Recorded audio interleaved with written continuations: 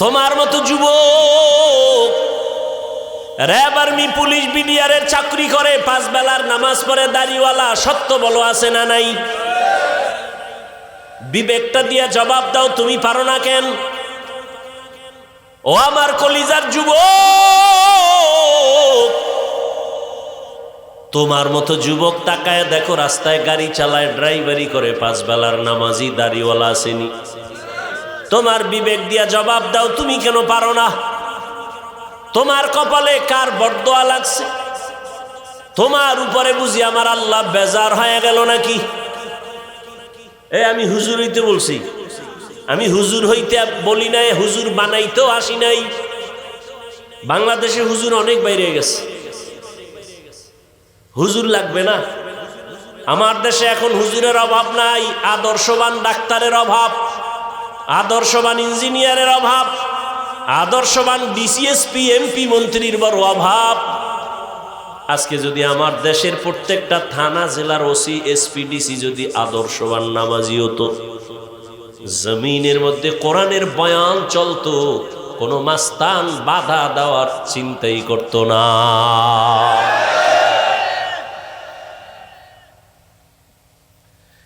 তোমরা স্বাধীন স্বাধীন করো, স্লোগান দাও না, দেশ স্বাধীন।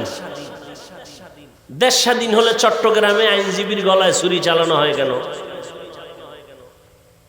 দেশ স্বাধীন হলে বাড়িঘরে আগুন লাগে কেন?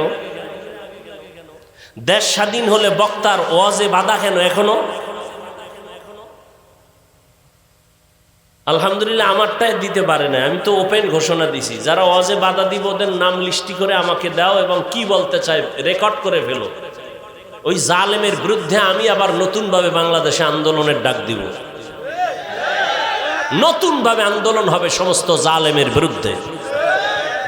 চরমনের মাঠে বলে আসছি না, 2 গরুয়ে ধান খায়, মালিকে বেত দিয়ে একটার উপরে বাড়ি মারছে আর একটা দৌড় দিছে। মালিক কয় তোরে তো বাড়ি দি নাই, দৌড় দাও কেন? কয় এর পরের সিরিয়াল আমার। হ্যাঁ, কারো বিপদে লাফাইও না, নিজেও গাট্টি রেডি রাখো। আলেমদের সাথে বেদবি করবা, গাট্টি রেডি রাখো।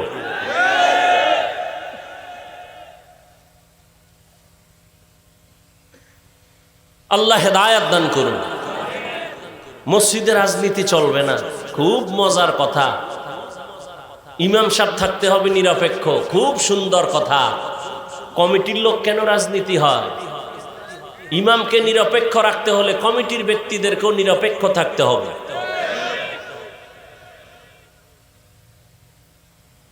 আর ওলামায়ে কেরাম যদি রাজনীতির কথা বলে, পবিত্র কোরআনের আয়াত দিয়া কথা বলবেন, পচা ধান্দাবাজি, চান্দাবাজির কথা বলবেন না। যদি কেউ বলে ইসলামে রাজনীতি নাই, তার ইমানই তো চলে যাবে।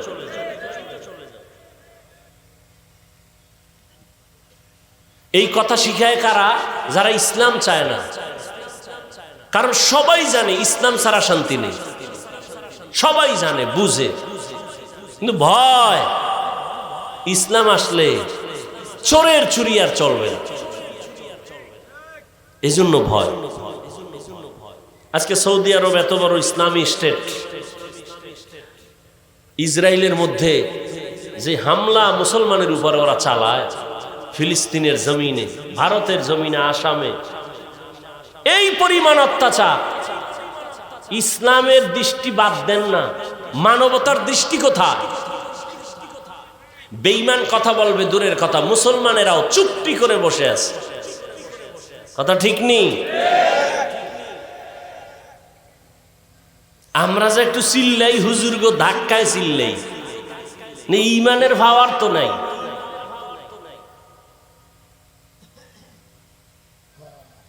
আল্লাহ সব ভাইকে হেদায়েত দান করুন, মুসলমানদের ইজ্জতের হেফাজত করেন।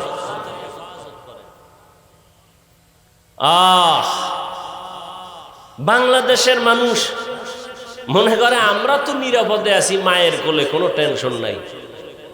ঝড় তুফান যদি শুরু হয়ে যায় আর ফিরবে না। বাংলাদেশ সাইজ করতে ওগা আঙ্গুলের একটা টোকাও লাগবে না, ওরা এটা সিরিয়ালের বাইরে রেখে দিচ্ছে।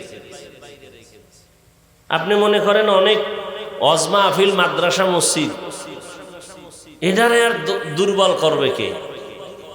এই বাংলাদেশে ইসলামের ক্ষতি তো কোনো হিন্দু করে নাই। হিন্দু দাঁড়ায় বলে নাই হুজুর গো পিডাও, খ্রিস্টান আইসা বলে নাই মাদ্রাসায় আগুন লাগাও। ইসলামের 12টা তো মুসলমান নামদারি মুনাফেকরা বাজাইছে। এই যে আমি কথাগুলো বলছি আপনারা শুরুর থেকে শুনছেন, ঠিক এই বয়ানটা আগামী জুমায় কোনো ইমাম সাহেব করুক না মসজিদে, বলবে হুজুর 1 মাসের জন্য বাড়িতে বেড়াই আইয়েন। কারণ কি? ওই যে শিয়ালের হাতে মুরগি। আল্লাহ হেদায়াত দান করুন।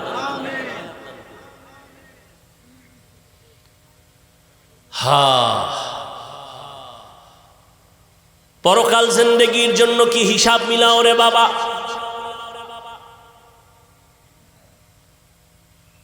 চোখের সামনে বুঝায় দিলাম রে যুবক বাবা, তোমার মতো যুবক জেনারেল লাইনে থাকিয়া 5 বেলার নামাজ পড়ে ময়দানে কৃষি কাজ করে, নদীর মধ্যে মাছ ধরে 5 বেলার নামাজ পড়ে, রাস্তায় গাড়ি চালায় না, গাড়িটা বন্ধ করে আজান হলে নামাজে যায়, ড্রাইভার, হেল্পার, কন্ট্রাক্টর, যাত্রী সহ। বলো তুমি কেন নামাজ পড়তে পারো না? তোমার মতো যুবক যদি স্কুল কলেজে পড়ে নামাজ পড়ে, বলো তুমি কেন পারো না রে বাবা? ঢাকা কলেজের খবর নাও, জাহাঙ্গীরনগরের খবর নাও, ওখানের পড়ুয়া তোমার মতো সন্তান কলেজে ক্লাস করে, মাথায় পাগড়ি, বড় দাড়ি, বড় জামা, মনে হয় পেছন থেকে তাকাইলে বড় মসজিদের কোনো খতিব। জিজ্ঞাসা করি বাবা তুমি কোন মসজিদে জুমা পড়াও? কয় না আমি তো আরবি পারি না। করো কি? বলে ঢাকা কলেজে আমি অধ্যয়নরত অবস্থায় আছি। কলেজে ক্লাস করো এই অবস্থায় টুপি দাড়ি নিয়ে? বলে হ্যাঁ। সমস্যা? বলে সমস্যা নাই, কলেজের সব টিচার আমার জন্য দোয়া করে। তোমার ক্লাসে মাইয়া ভোলা নাই? কয় আছে। মাঝে মাঝে পার্কে আনন্দ মিছিলের ডাকে না বলে ডাকে। আমি না বলার আগে আমার ক্লাসের কিছু মেয়েরা বলেও আল্লাহর পথে আছে, ডিস্টার্ব করিস না, আমরা চল। ওকে ডিস্টার্ব করার দরকার নাই। ও যুবক, তোমাকে আমি পাগড়িওয়ালা টুপিওয়ালা হতে বলি না। তুমি স্কুলে পড়িও, ডাক্তার হও, ইঞ্জিনিয়ার হও, প্রফেসর হও, কিন্তু আমার দাবি একটাই হলো বেয়াদব হইও না রে বাবা। বলবা হাফিজ ভাই বেয়াদব হব না, তার ব্যাখ্যা 3 জায়গায় বেয়াদবি করবা না, করলেই তোমার মরার আগে জীবন শেষ। মরবি না, এত তাড়াতাড়ি দুষ্টগুলি মরবে না। ওরা মায়েরে জ্বালায়, বাবারে জ্বালায়, হুজুরের জ্বালায়, শিক্ষকের জ্বালায়, আলেমগো জ্বালায়, এবার ও জ্বলবো না? ও কিডনি যাইব, লিভার যাইব, বিছনায় শুইয়া শুইয়া কানতে কানতে কানতে কানতে ওর জীবন শেষ শেষ।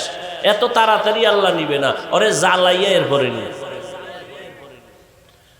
যারা বেয়াদবি করে মা বাবার সাথে, এটি তাড়াতাড়ি মরবে না তো। মা বাবার সাথে বেয়াদবি করা যাবে না, কারণ জীবনের সফলতার বড় চাবি মা বাবার দোয়া।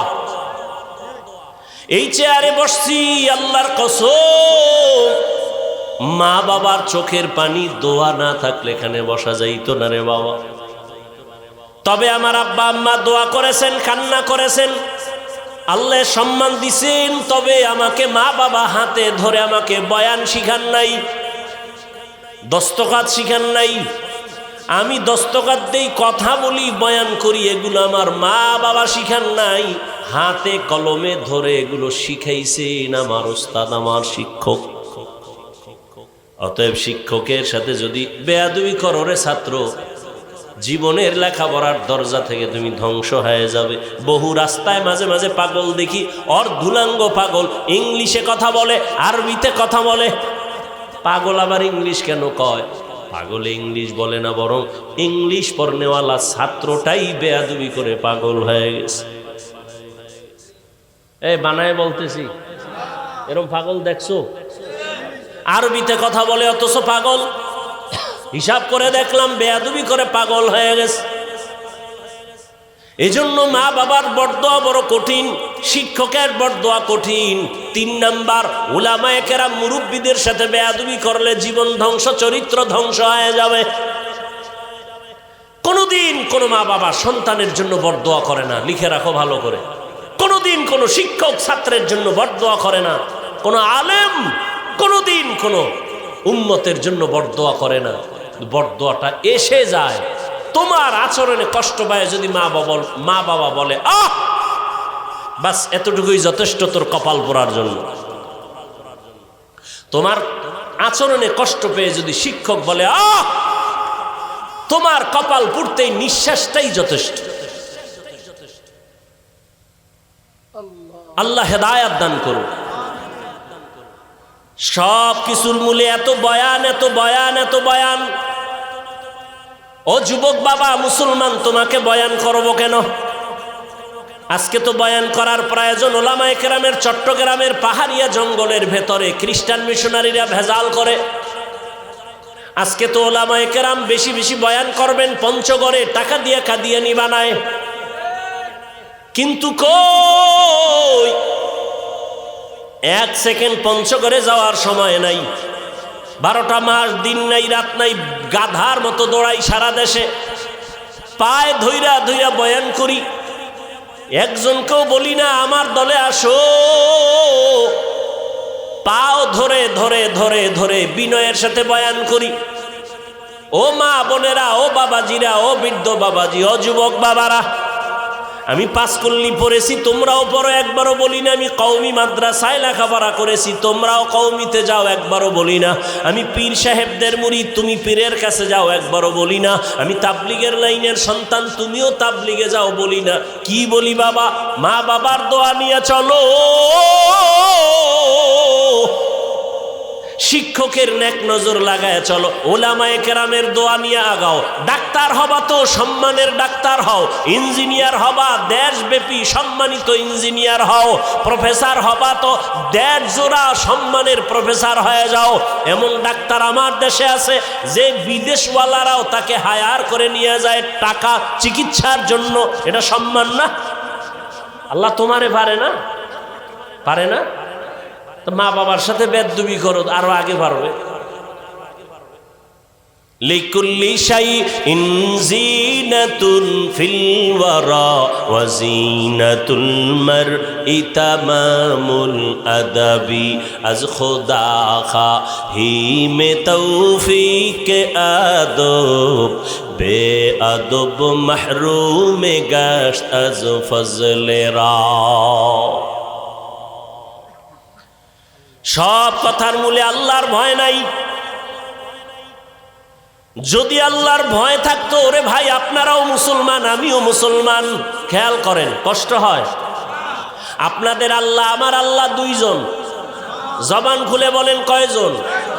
আপনাদের নবী আমার নবী বলেন, আপনাদের কোরআন আমার কোরআন, আপনাদের কাবা আমার কাবা, আপনাদের কালেমা আমার কালেমা, আপনাদের ধর্ম আমার ধর্ম। আপনি আমি দুনিয়াতে আসছি সিস্টেম। বিদায়বেলা কাফনের সংখ্যাও, আমাকেও 3টা কাফন দিবে, আপনাকেও 3টা কাফন দেয়া হবে, মা বোনদের 5টা কাফন দেয়া হবে। কালার হবে আলাদা। কি হুজুরদের কালার একরকম, আপনাদের কালার আর এক রকম। আমি এত বড় বক্তা, আপনি এত বড় টাকাওয়ালা, এই কারণে কেউ সম্মানে একটা কাফন বাড়াইয়াও দিবে না। রিক্সা ড্রাইভার মরে গেছে, গরিব হওয়ার কারণে একটা কাফন কমাইয়াও দিবে না। আমাকেও যেই কাফন 3টা, আপনাকেও সেই কাফন দেয়া হবে। কালারও হবে এক, কাফনের উপরে লেখা থাকবে বড় লোকের লাশ, হুজুরের লাশ। তা তো মাস্তানির লাভ কি?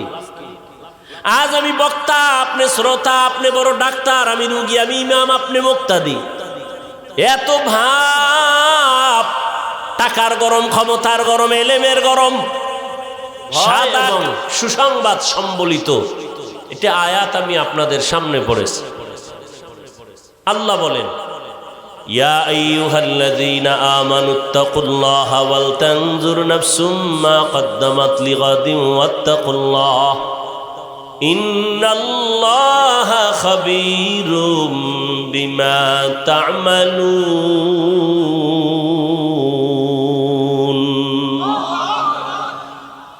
মুমিনদের আল্লাহ বলেন, তোমরা আমাকে ভয় করো, তাকওয়া অর্জন করো। এবং তোমার একটা সামনের জীবন আছে, ওই জীবনের জন্য তুমি কি অর্জন করেছো একটু চিন্তা করো, হিসাব মিলাও। ওয়াত্তাকুল্লাহ, আল্লাহ আবার বলেন আমাকে ভয় করো। ইন্নাল্লাহা খাবীরুম বিমা তা'মালুন, তুমি যা করো সব বিষয় আমি আল্লাহ অগ্রিম সব জানি। দুনিয়ার সবাইকে ফাঁকি দেওয়া যায়, আল্লাহকে কখনোই ফাঁকি দেওয়া যাবে না।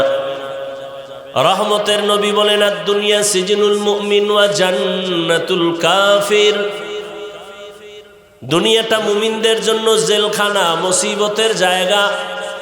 বেঈমান দুনিয়াদার যারা, এদের জন্য বালাখানা, শান্তির জায়গা। যত শান্তি দুনিয়াদার দুনিয়ায় পাবে, মরণের পরে আর শান্তি নাই, অশান্তি শুরু হবে, শেষ হবে না। দুনিয়াতে যত কষ্ট মুমিন দুনিয়াতে পাওয়ার পরে, এদের মরণের পরে শান্তি শুরু হবে, আর কখনো শেষ হবে না। দুনিয়ায় শান্তি, পরকালে কষ্ট বেঈমানের জন্য। দুনিয়ায় কষ্ট, পরকালে শান্তি মুমিনের জন্য।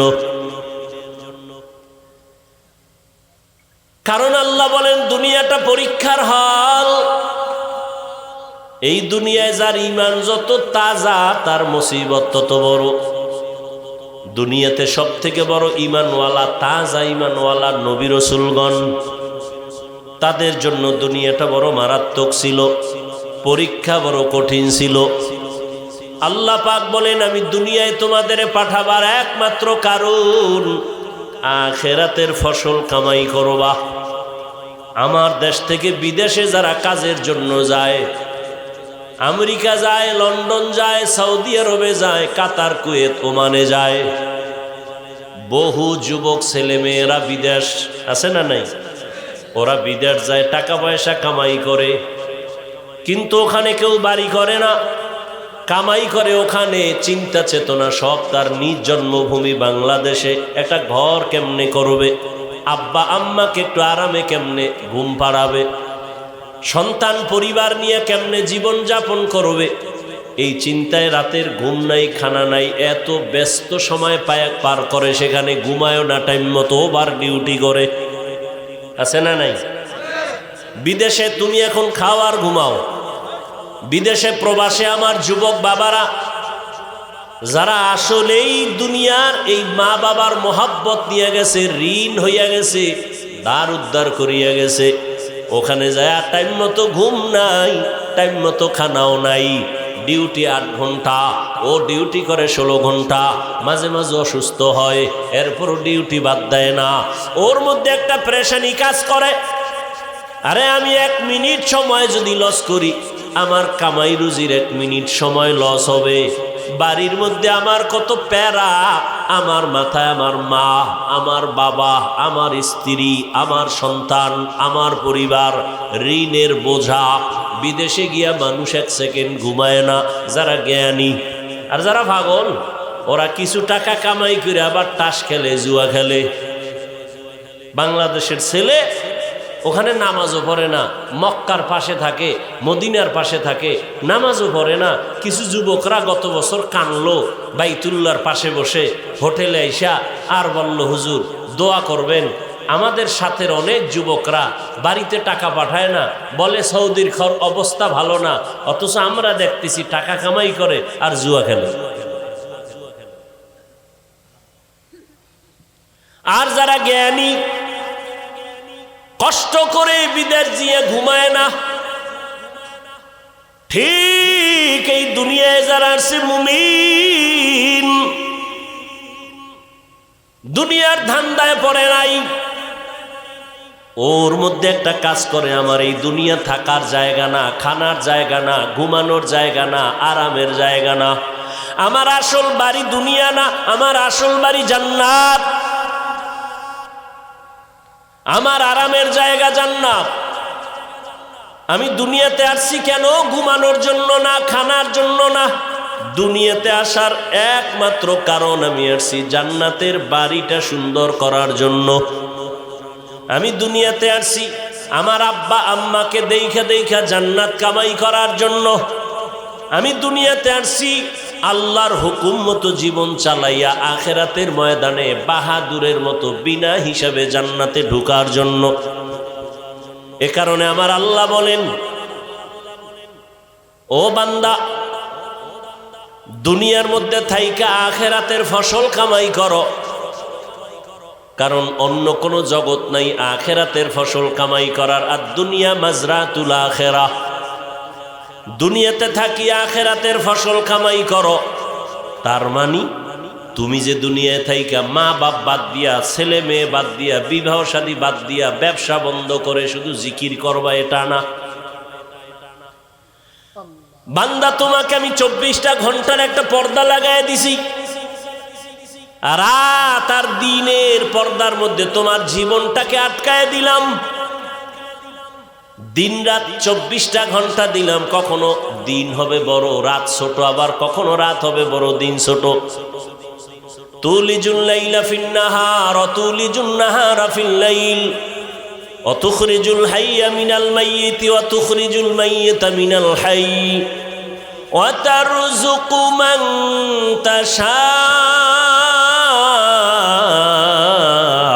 বিগাইরি হিসাব। এই মোনাজাত দিয়ে দিমু, হ্যাঁ? হুজুরের মজার মিডা মিডা আওয়াজ ভালোই লাগে না?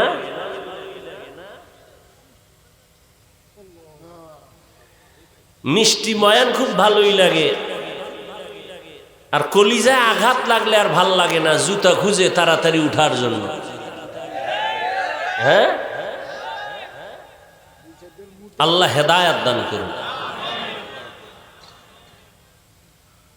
উঠা বসা করলে আমি দোয়া করে দেই, এত কষ্ট করে আনছেন দাওয়াত দিয়া, সময়কে নষ্ট করেন কেন? অবমূল্যায়ন করেন কেন? ভালো লাগে না, আসছেন কেন? এটা তো এমন প্যান্ডেল না যে জোর করে বসতে হবে, টিকিট দিয়ে বসতে হবে, উঠে গেলে টাকা মিস। ইসলাম তো বাই ফোর্স না বাই চয়েস, কাউকে জোর করে মানুষকে দিনের দিকে ডাকে না। আপনি ভালো লাগলে নামাজ পড়বেন, না পড়লে নাই। আমাদের কাজ দাওয়াত দেওয়া, ফলাফল কিয়ামতের দিন পাইয়ে যাবেন হাতে। মরার আগেই দেখে যাবেন আপনি জান্নাতি না জাহান্নামী।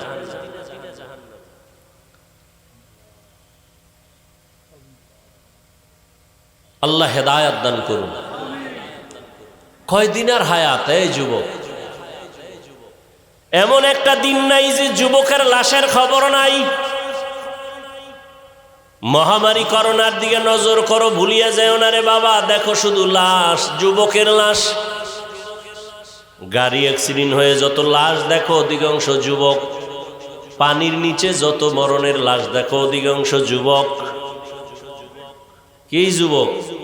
বাঁচতে চায় বেশি দিন, হাতের মধ্যে অস্ত্র লইছে, মরণের অস্ত্র, মানে তাড়াতাড়ি মরবে। বাঁচতে চাও বেশি দিন, কিন্তু হাতের মধ্যে অস্ত্র কি? বেশি দিন বাঁচার না দ্রুত মরার? অস্ত্রটার নাম কি? মোবাইল। তোমাকে দ্রুত মেরে ফেলবে। তুমি যদি বেঁচে থাকো, বিছনায় পড়ে ভুগতে থাকো, সেই বাঁচার লাভ কি? মোবাইল তোমাকে বাঁচাবে কিছুদিন, বিছানায় ফালায় বাঁচাবে। চোখের পাওয়ার থাকবে না, কিডনি থাকবে না, হার্ট থাকবে না, মেধা নষ্ট, দিমাগ নষ্ট, লেখাপড়া নষ্ট, যৌবন নষ্ট, জীবন নষ্ট, সব মূলেই মোবাইল। এটা লয়ে ঘুরতেছ, বাথরুমে মোবাইল, লেফের ভিতরে মোবাইল, সারা রাত মোবাইল। মা ছাড়বে, বাপ ছাড়বে, ভাই বোন সব ছাড়বে, মোবাইল ছাড়বে না। এই মোবাইলের কারণে মায়ের সাথে বেয়াদবি, এই মোবাইলকে কেন্দ্র করে বাবার সাথে বেয়াদবি, এই মোবাইলকে কেন্দ্র করে শিক্ষকের সাথে বেয়াদবি, এই মোবাইলকে কেন্দ্র করে মুরব্বীদের সাথে বেয়াদবি। এই মোবাইলকে কেন্দ্র করে কত সন্তান মা বাবার টাকা চুরি করে। মা বাবা, ওই দেখো না কয়েকদিন আগে এই ফেসবুক শরীফের মুরিদেরা, কয়েকদিন দেখো না মোবাইলের কারণে বাবারে মারছে। এই যে কয়েকদিন আগে বাবায় গিয়ে ছুরির আঘাত করছে, বাবায় ছিল নাকি নামাজে। কথা কয় না, তুই কবে মারবি বাবারে? তুই তো ওই পথের যাত্রী। তোমার চরিত্রটা যে ভালো তা বলার উপায় নেই। কখন মেজাজ গরম হয়ে যাবে মা বাবাকে হামলা চালায় দিবা বলা যায় না। মা বাবায় ভিতরে ভিতরে দোয়া ইউজ করে, আল্লাহ ছেলেটা যদি মরত তাহলে একটা বালা মুসিবত থেকে বেঁচে যাইতাম, কারণ ছেলের চরিত্র এত খারাপ, মানুষের সামনে মুখ দেখাইতে পারি না, লজ্জা। নিজেরা তো খুব বাহাদুর ভাবো না, অথচ তোমার মা বাবা চায় তুমি মইরা যাও। তোমার চরিত্র এত খারাপ যে তোমার চরিত্রের কারণে লজ্জা পায় মা, লজ্জা পায় বাবা, মানুষের সামনে শরম পায় তোমার চরিত্রের কারণে। এমন অভিশপ্ত কপাল নিয়ে জন্ম নিয়েছ,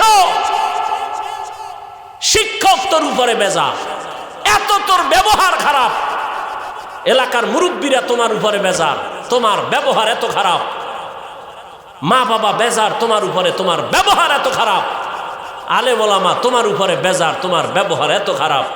অভিশপ্ত কপাল নিয়ে দুনিয়াতে আসছো কেন? কি নিয়ে কবরে যাবি? মরে গেলে মানুষ কি স্মরণ করবে যে একটা মুসিবত গেছি গা, আলহামদুলিল্লাহ। মানুষ মরলে ইন্না লিল্লাহ পড়ে, তুই মরলে সবাই আলহামদুলিল্লাহ পড়বে। এমন পোড়া কপাল নিয়ে জন্ম নিয়েছ, বাহাদুরি করো বহুত কিছু।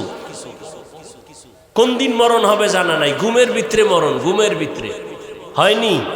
যুবক বাবারা হয়নি? বেয়াদবি মাপ চাই। আমার তো তোমার সাথে দুশ্মনী চাই নাই, বরং আমার অন্তর চাই তোমার দুইটা পায়ে হাত দিতে পারলে, যদি নামাজি হইতা, দাড়িওয়ালা হইতা, আমি নিচে এসে পাও ধরতাম। অথচ তোমার মতো যুবকই তো কবি নজরুল, আজকে তার গুণগান গাও। তোমার মতো সারা রাত মোবাইলে অপরাধ করলে জীবনে কবি নজরুল হতে পারত না।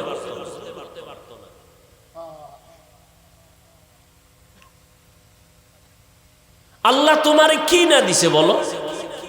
তুমি ডাক্তার হও, কে তোমাকে নিষেধ করে? ইঞ্জিনিয়ার হও, তুমি প্রফেসর হও, তুমি এমপি হও, মন্ত্রী হও, এসপি হও, ডিসি হও, ওসি হও,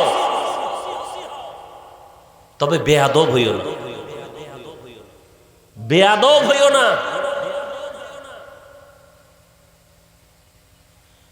ইয়া আইয়ুহাল্লাযীনা আমানুত্তাকুল্লাহা ওয়াল তানজুর নাফসুম মা কদ্দামাত লিগাদিন ওয়াত্তাকুল্লাহ। তোমার এই জীবনটা জীবন না, তোমার আমার আসল জীবন মরণের পরে, চোখ দুটো বন্ধ হওয়ার পরের জীবন তোমার, অনন্তকাল অসীম এক জীবন তোমার আমার। আদম নবী দুনিয়ার থেকে চলে গেলেন, কবরে কত হাজার বছর হয়ে গেল।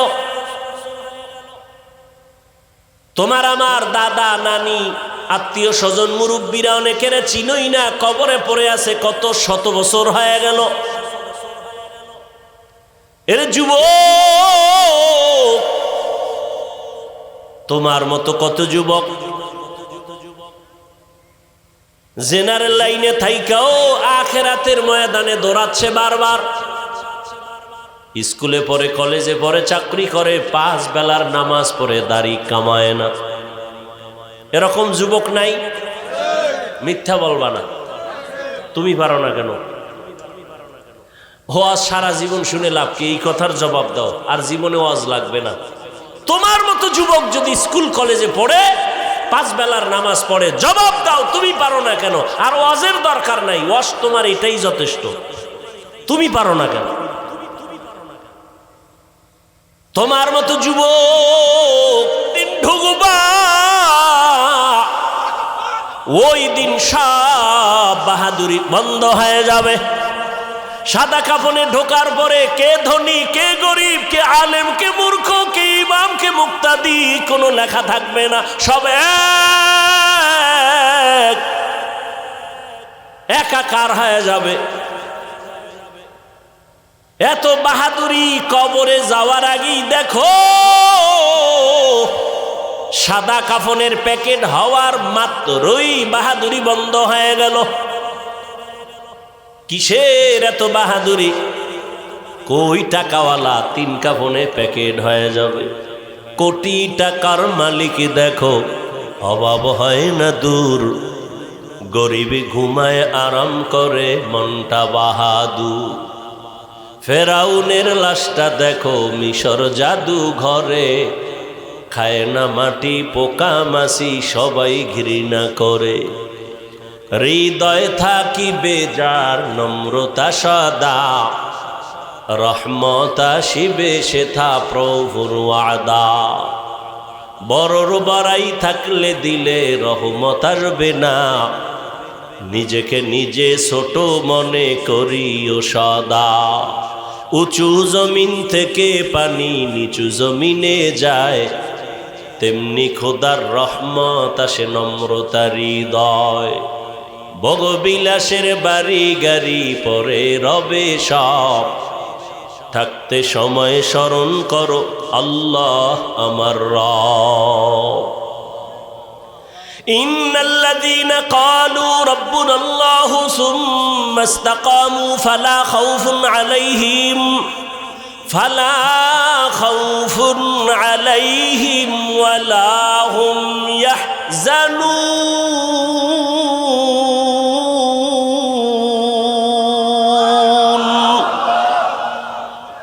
যে ব্যক্তি আমার আল্লাহকে রব বলে স্বীকার করবেন এবং এই রবকে মানিয়া জীবনটা চালাবে, আল্লাহ বলেন তোমার দুনিয়ায় পেরেশানি নাই, আখেরাতেও ভয় নাই। আমি আল্লাহ কুদরতের দ্বারা তোমাকে বিনা হিসাবে জান্নাত দিয়া দিব। আতিনা ফি দারে দুনিয়া না হাসান, আতিনা ফি দারে উকবা না হাসান, ইয়া গিয়াসাল মুস্তাগীসিন ইহদিনা লিফতিখারা বিল উলুমে ওয়াল গিনা। হর গরিদে নেক তু তৈয়ার है जो न मांगे उससे तू बेजार है। আপনারাও মুসলমান, আমিও মুসলমান। আপনার আমার আল্লাহ এক, নবী এক, কোরআন এক, কাবা এক, ধর্ম এক, কালেমা এক, দুনিয়াতে আসছি তাও এক, কাফনের কালার এক, সংখ্যাও এক, কবরের সাইজও হবে না। আপনাদের এলাকার কবর এক হাত বড়, কবরে রাখার পরে কবরের প্রশ্ন করা হবে কয়টা? তিনটা, তাও এক। আমাকেও যেই প্রশ্ন আপনাকেও সেই প্রশ্ন। রবের পরিচয় দাও, ধর্মের পরিচয় দাও, রাহমাতুল লিল আলামিনের পরিচয় দাও।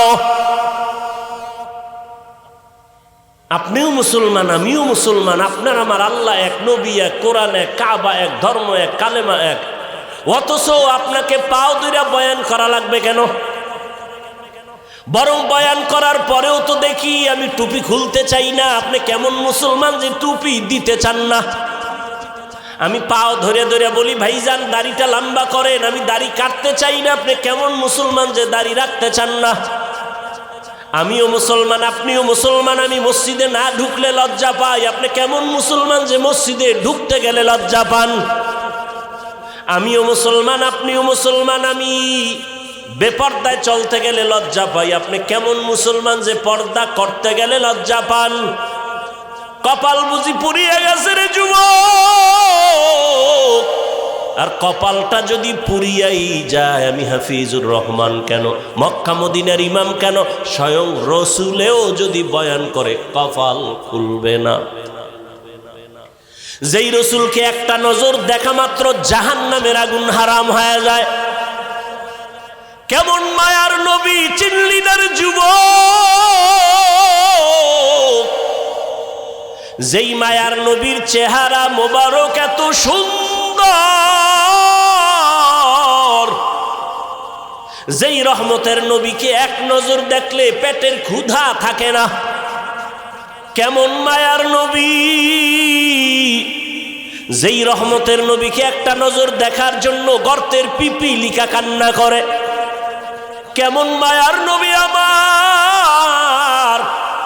যেই রহমতের নবীকে দেখার জন্য গর্তের সাপ অপেক্ষা করে, রহমতের নবীরে দেখবেন, কেমন মায়ার নবী আমার? রহমতের নবী রাস্তা দিয়ে যখন হাঁটে, দুই পার্শ্বের গাছ সালাম দেয়। রহমতের নবী যখন রাস্তা দিয়ে হাঁটেন, জঙ্গলের প্রাণীরা বারবার আমার নবীর সালাম জানায়। নবীজি খেজুর গাছের সাথে ট্যাক লাগায়া খুতবা পড়েন। কিছুদিন পরে সিদ্ধান্ত নিলেন, না, এটা বাদ, নতুন একটা খুতবা দেয়ার মিম্বর বানাবে।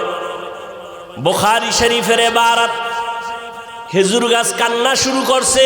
সাহাবায়ে কেরাম বলেন, মানুষের কান্নার মতো খেজুর গাছ থেকে, মরা খেজুর গাছ থেকে কান্নার আওয়াজ।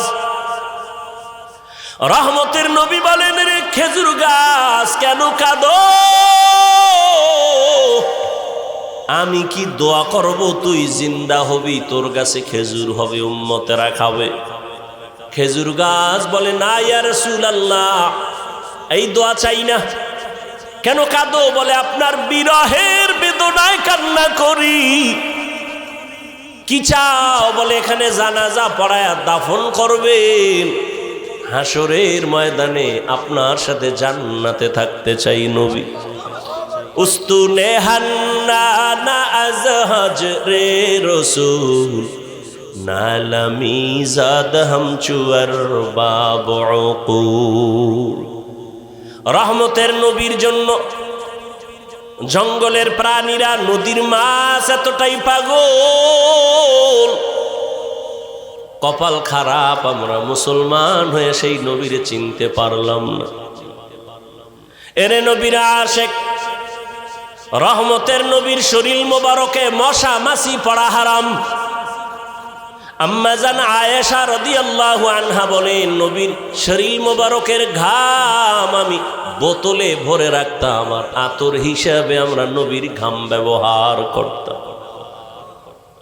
কেমন রহমতের নবী আমার!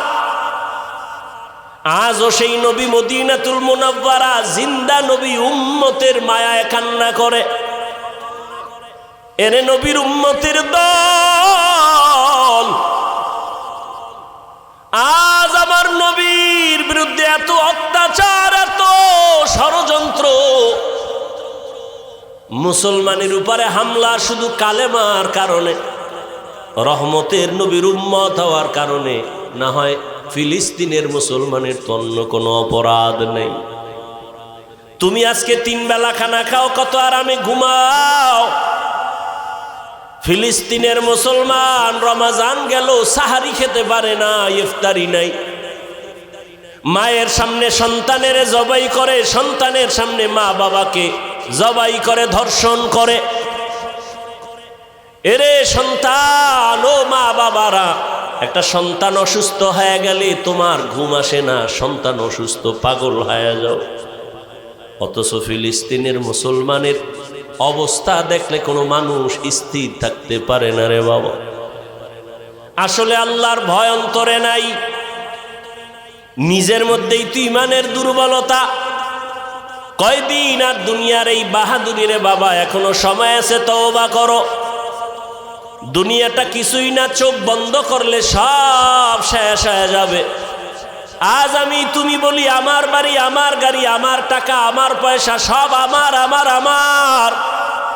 আজরাইল যেদিন হাজির হয়ে যাবে, দেখবা নিজের জামাটাও কিন্তু আর আমার থাকবে না। আমার জামা, আমার গেঞ্জিগুলো বেলেট দিয়া কেটে কেটে রেখে দিবে তোমার আমার সন্তানেরা। আমার হাতের ঘড়িটা আরেকজনের হাতে দিয়া বলবে এটা আমার। আমার মোবাইলটা আর আমার থাকবে না, আরেকজনের মালিক হয়ে বলবে এটা আমার মোবাইল।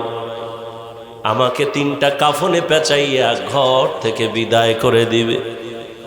অন্ধকার কবরে নিয়ে যাবে। কই ছেলে, কই মেয়ে, কই বাড়ি, কই টাকা, সব আমার থেকে আলাদা হয়ে গেল।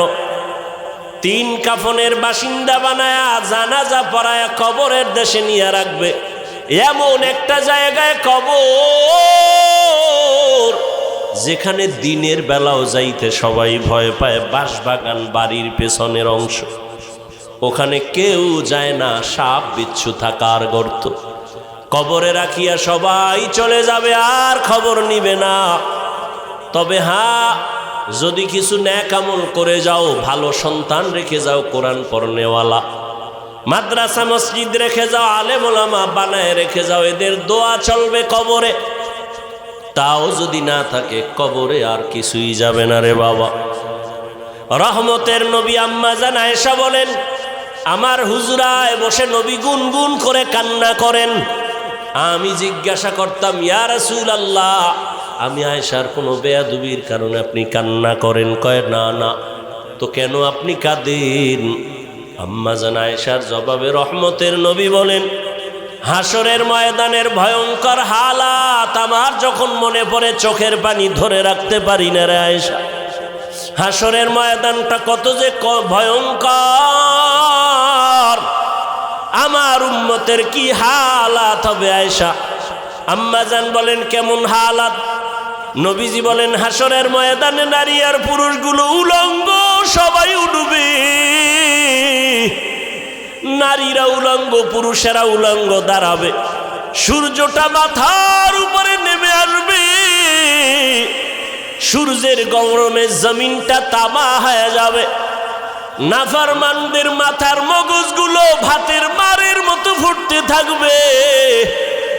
ওদিকে জাহান্নামের আওয়াজ, জাহান্নাম চিৎকার দিয়া বলবে, ও দয়ার মালিক, বেনামাজিগুলো কই? নাফরমান গুনাহগারগুলো আমার পেটে দাও।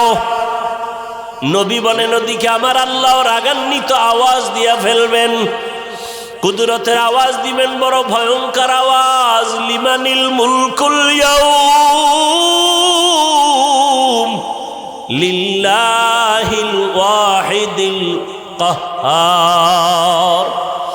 নবীজি বলেন, আমার আল্লাহ এতটা রাগান্বিত কুদরতের আওয়াজ দিবেন যে হাসরের ময়দানটা থরথর করে কেঁপে উঠবে।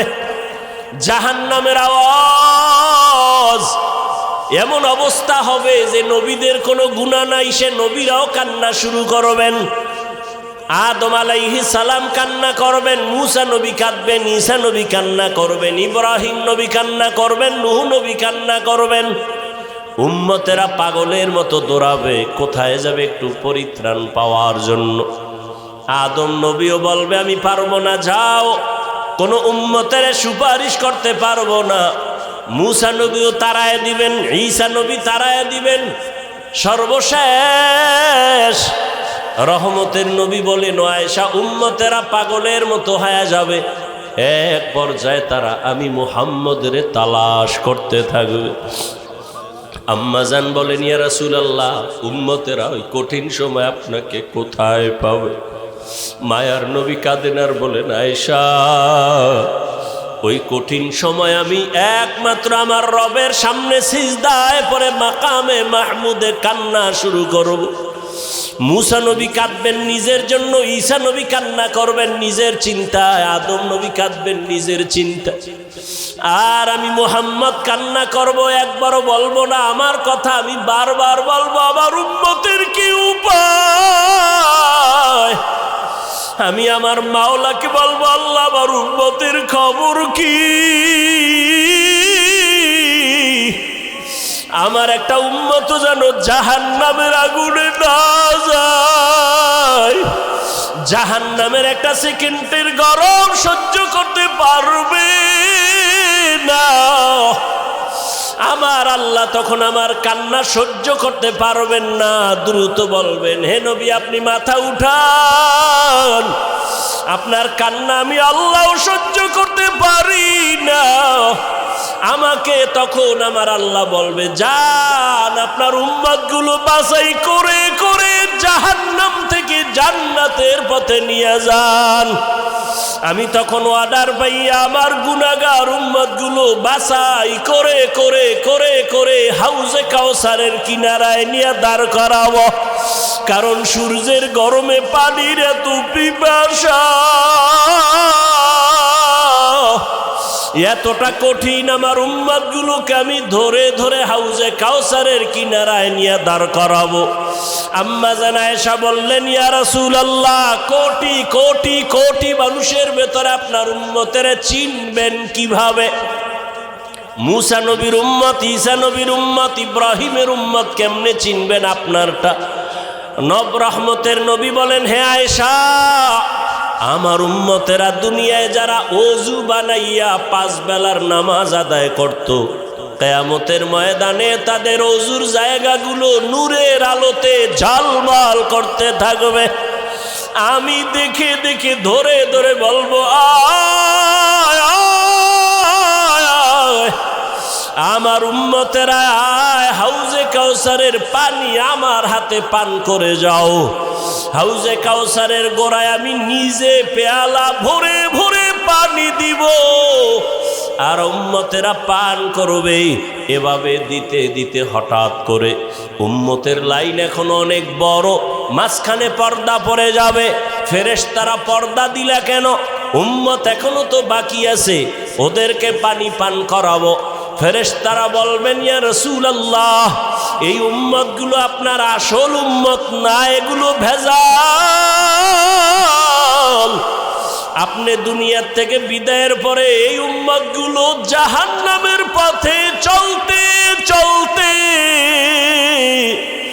এতটাই বেপরোয়া হয়ে গেছে, নিজেও নামাজ পড়ে নাই, অন্য নামাজ পড়তো তাও পছন্দ করে নাই, নিজেও দাড়ি রাখে নাই, অন্য দাড়ি রাখবে তাও পছন্দ করে নাই, নিজেও হালাল খায় নাই, অন্য হালাল খাবে তাও পছন্দ করে নাই। রহমতের নবী বলেন আয়েশা, তখন আমি রাগান্বিত হয়ে বলবো, সহকান সহকা লিমান গাইয়ারা মিন বাদি। নবী বলবেন, ভেগে যা, তোরা আমার উম্মত না। ও মনোহরগঞ্জের মুসলমান মা বোনেরা, বৃদ্ধ বাবাজিরা, যুবক বাবারা, জানি না ওই কাতারে কে পড়িয়া যাব। নবী যদি তাড়াইয়া দেয়, তোমার আমার কপালে যদি ওই ধমকটা পড়িয়া যায়, আমার মাওলা গাইবি আওয়াজ দিয়া বলবেন, ও জাহান্নামের ফেরেশতারা, এদেরকে ধর, জাহান্নামের শিকলটা লাগাইয়া জাহান্নামের দিকে নিয়ে যাও। ওয়াসিকাল্লাযীনা কাফারু ইলা জাহান্নামা যুমারা। ওরে আল্লাহর বান্দারা, সূর্যের গরম সহ্য করতে পারো না, বেতের বাড়ি সইতে পারো না, মশার কামড় সহ্য করতে পারো না, জাহান্নামের আগুনের গরম কেমন করে সহ্য করবারে বাবা। এখনো যদি আল্লাহর আযাবের ভয় অন্তরে আসে, 2 ফোঁটা চোখের পানি ছেড়ে গোপনে আমার মালিকের ডাক দাও। মনে মনে বলো, হে আল্লাহ, জীবনে কত গুনাহ করলাম, দাড়ি কাটলাম, নামাজ ছাড়লাম, বেপরদায় চললাম, ওলামায়ে কেরামরা কত বুঝান বুঝাইলো, তারপরও নামাজ পড়ি নাই, দাড়ি রাখি নাই, বেপরদায় চলা বন্ধ করি নাই। আজকে থেকে তৈরি হয়ে গেলাম, আর নামাজ ছাড়বো না, বেপরদায় চলবো না, দাড়ি কাটবো না, মা বাবারে কষ্ট দিয়া বরদোয়া নিব না, ওলামায়ে কেরামের দোয়া নিয়া, শিক্ষকের দোয়া নিয়া, নবীর তরিকা মেনে চলবো রে বাবা। হেদায়াতের মালিক আমার আল্লাহ। কপাল যদি ভালো হয় তওবা করো, কয়দিন আর দুনিয়ার বাহাদুরি করবা। চোখের সামনে কত যুবকের লাশ আর লাশ, এই জীবনে কত যুবকের জানাজা পড়ায় কবরে রাখলাম রে বাবা। ডানে বামে তাকায় দেখো কত আপনজন বন্ধুরা চলে গেল, একদিন তোমার চলে যাওয়ার ডাক চলে আসবে। ওই দিনটা আসার আগে তওবা করে নাও। মা বাবার দোয়া নিয়া, শিক্ষকের দোয়া নিয়া, উলামায়ে কেরামের পরামর্শ নিয়া নবীর আদর্শে জীবনটা গড়াও। মরিয়া গেল তুমি অমর হয়ে থাকবে, নবীর আদর্শের মালা গলায় লাগাও। আর নামাজ ছাড়িও না, দাড়ি কাটিও না, বেপরদায় চলিও না রে বাবা। তওবা করে না ও বৃদ্ধ বাবাজি, ও পর্দার আড়ালের মা বোনেরা। আপনার মতো কত মা স্বামীর মাল হেফাজত করে, পর্দা করে, নামাজ পড়ে, মোবাইলে সময় নষ্ট করে না। আপনারা কেন পারবেন না? নিজেও সঠিক পথে চলেন, স্বামীর মাল হেফাজত করেন, সন্তানটাকে আদর্শবান কোরআন পড়নেওয়ালা ডাক্তার বানায়া যান, ইঞ্জিনিয়ার বানায়া যান। কোরআন পড়ে পড়ে সন্তান দোয়া করবে, নামাজ পড়বে, জীবনটা ধন্য হয়ে যাবে। ও আল্লাহর বান্দারা, তওবা করার মতো যদি অন্তর তৈরি হয়, মুনাফিকি অন্তরে যদি না থাকে, খাঁটি তওবার নিয়ত যাদের আছে, 2 হাত আমার আল্লাহকে দেখাইয়া দাও। আয় আল্লাহ, আমাদের হাতগুলো কবুল করে নেন, তওবা কবুল করে নেন। তওবার উপরে মজবুত হইয়া চলার তৌফিক দান করেন, আমিন। আলহামদুলিল্লাহি রাব্বিল আলামিন, ওয়াসসালাতু ওয়াসসালামু আলা সাইয়্যিদিল আম্বিয়া ওয়াল মুরসালিন ওয়া আলা আলিহি ওয়া আসহাবিহি আজমাইন। ইয়া আরহামার রাহিমিন, ইয়া আরহামার রাহিমিন, ইয়া আরহামার রাহিমিন। রব্বিরহামহুমা কামা রব্বায়ানি সগীরা। আল্লাহুম্মা ইন্নাকা আফুউন কারীম তুহিব্বুল আফওয়া ফা'ফু আন্না। আল্লাহুম্মা ইন্না নাসআলুকা রিযাকা ওয়াল জান্নাহ ওয়া নাউযু বিকা মিন সাখাতিকা ওয়ান নার। আল্লাহুম্মা ইন্না নাউযু বিকা মিনাল বারাসি ওয়াল জুনুনি ওয়াল জুযামি ওয়া সাইয়্যিল আসকাম। আল্লাহুম্মা জাআলনি ফি আইনি সাগীরান ওয়া ফি আ'য়ুনিন নাসি কাবীরা। রব্বানা যালামনা আনফুসানা ওয়া ইল্লাম তাগফির লানা ওয়া তারহামনা লানাকুনান্না মিনাল খাসিরিন। রব্বানা লা তুযিগ কুলুবানা বা'দা ইয হাদাইতানা ওয়া হাব লানা মিন লাদুনকা রাহমাহ ইন্নাকা আনতাল ওয়াহ্হাব। ও দয়ার মালিক, কুদরতের নজর দিয়ে দেখেন উলামায়ে কেরাম, মুরব্বী, হাজী সাহেব, কত ব্যবসায়ী, চাকরিজীবী, পর্দার আড়ালের মা বোনেরা, যুবক ছাত্র বাবারা গুনার বোঝা নিয়ে হাজির, তওবার নিয়তে হাত তুলেছি। রে আল্লাহ, আর গুনাহ করব না, আর নাফরমানি করব না। গুনার কারণে আমার হাত না পাক, আমার চোখ না পাক, আমার জিহ্বা না পাক, আমার অন্তর না পাক। শয়তানের ধোকায় পড়ে অন্যায় করেছি, দয়া করে ক্ষমা চাই, আর গুনাহ করব না। রে আল্লাহ, গুনাহ নিয়ে কবরে যেতে চাই না, জাহান্নামের গরম সহ্য করতে পারবো না। রে আল্লাহ, আয় আল্লাহ, আমরা আপনার আদরের নবীর উম্মত, মেহেরবানি করে আমাদের সকলের জীবনের গুনাহগুলো মাফ করে দেন। আয় আল্লাহ, সুন্নাতওয়ালা জিন্দেগি দান করেন। আয় আল্লাহ, নবীজির রওজা মোবারকে গিয়া সালাম দেওয়ার তৌফিক দান করেন। আয় আল্লাহ, বাইতুল্লাহর গিলাফ ধরে লাব্বাইক বলার তৌফিক দান করেন। আয় আল্লাহ, মাহফিল কবুল করে নেন, আয়োজনকারী সহযোগিতাকারীদের কবুল করে নেন, সারা দুনিয়াবাসীকে মাফ করে দেন। ফিলিস্তিনের মুসলমানের কান্নার আওয়াজ আয় আল্লাহ সহ্য করা যায় না, কুদরতের নজর দিয়া রহমতের চাদর বিছায়া দেন আল্লাহ। জালেমদের জুলুম থেকে হেফাজত করেন আল্লাহ। মুসলমানের ঈমান ও আমলে ইজ্জতের হেফাজত করেন।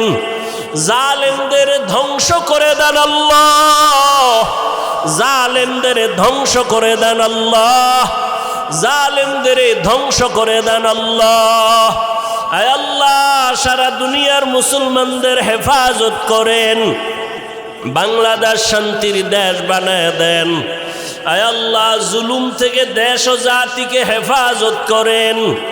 আয় আল্লাহ, মেহেরবানি করে আমাদের সবাইকে দিনের জন্য কবুল করে নেন। মা বোনদের আবেদা পর্দাওয়ালা বানায় দেন, সন্তানগুলো নেককার বানায় দেন। আয় আল্লাহ, যারা লেখাপড়া করে পরীক্ষার্থী কামিয়ে বিধান করেন, মাদ্রাসা মসজিদ কবুল